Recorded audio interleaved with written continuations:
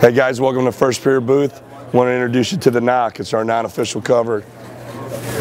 If you look at it here, you can see it's a 4-piece system, a front and a back and 2 cummerbunds. A lot of the coppers out there know about how you end up getting a ballistic window here. A lot of guys like to find weight instead of lose weight. This makes it real easy for you to remove this cummerbund, slide it out, and replace just the cummerbund. You don't have to replace the entire vest. It's a 4-piece system, allows you to move around. It's a lot more comfortable. Again, it's the knock. Hey, I want to introduce the arms case. Everybody's been asking FirstSpear, when are we going to come out with some gun cases? After the tubes and 612, we're trying to catch up on ourselves. Coming out with the arms cases this year here at ShotShow. This here's the carbine. As you can see, it comes with an accessory for 612ing, or as everybody used to do, MIL-SPEC pockets in here. The weapons case has a little bit of trailer board here. It's going to give it some durability, make it easier to clean. Got a large outside pocket that's wide open. You can also use an accessory, a shoulder strap that's in the catalog. We put in 2 little handles here, a lot easier pulling in and out of vehicles.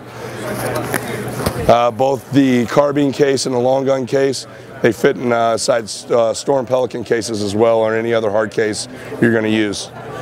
Check it out online. How you doing? My name is Dave Kent with FirstSpear. What I'm going to talk to you about today is the Kraken Diveable Plate Carrier.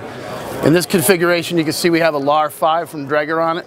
However, you can hook any other type of rebreather on it as well. All you have to do is put our patented tubes technology onto the rebreather and you can hook it right to the Kraken.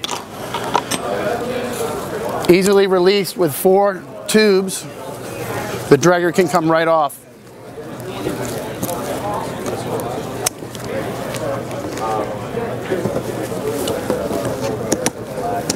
It's much easier when you're wearing it to take the tubes off.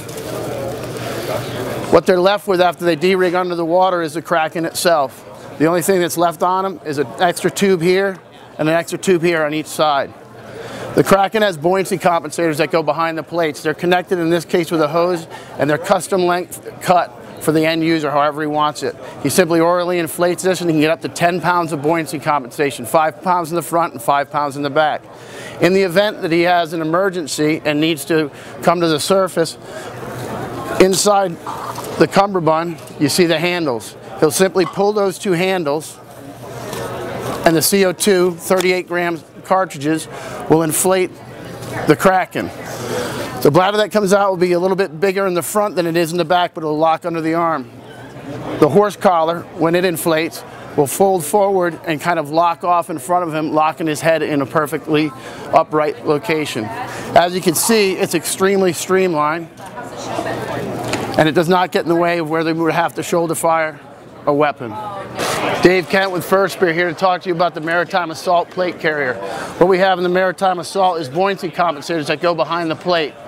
They give you 5 pounds of lift in the front, 5 pounds of lift in the back.